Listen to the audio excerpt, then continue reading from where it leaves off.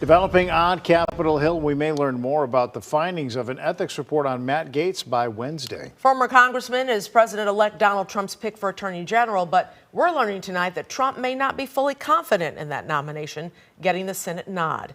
WGN's Brona Tumulty joins us now with more details. Brona. Good evening, guys. Yeah, it's certainly been an interesting couple of weeks with nominations that some may call surprising.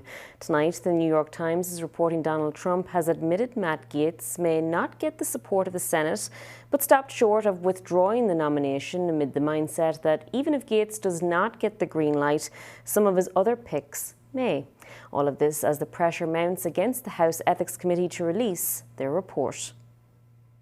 If they could just not be to hear the word Matt Gaetz ever again for the rest of their life and go back to their normal life, that would make them happy. That's attorney Joel Leppard speaking tonight on News Nation about two of his clients he says have testified before the House Ethics Committee that Matt Gaetz paid them for sex. They were actually asked to testify back in 2020, and they did testify. But you're pretending like they've come forward with these allegations. They have no political agenda. They didn't vote in 2020. They didn't vote in 2024. They're not anti-Matt Gaetz per se. They were required to testify. The only reason that I'm talking to you today is because they want the report released in order that they do not have to testify any further. Leppard adding in an ABC News interview last week that one of his clients testified she'd witnessed Gaetz having sex with a 17-year-old in 2017. They have provided all this evidence, and Representative Gaetz resigned because he did not want this to become public.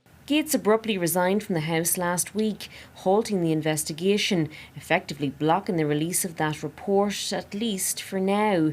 He's been investigated on and off for about 3 years over various allegations and has repeatedly denied any wrongdoing. The Department of Justice also previously declining to charge him. His resignation reportedly coming 2 days before the release of the committee's findings and coinciding with his nomination as President-elect Donald Trump's pick for Attorney General. The choice not sitting well with some, including Senator Dick Durbin. Former Congressman Gaetz's main qualification seems to be unquestioning loyalty to Donald Trump.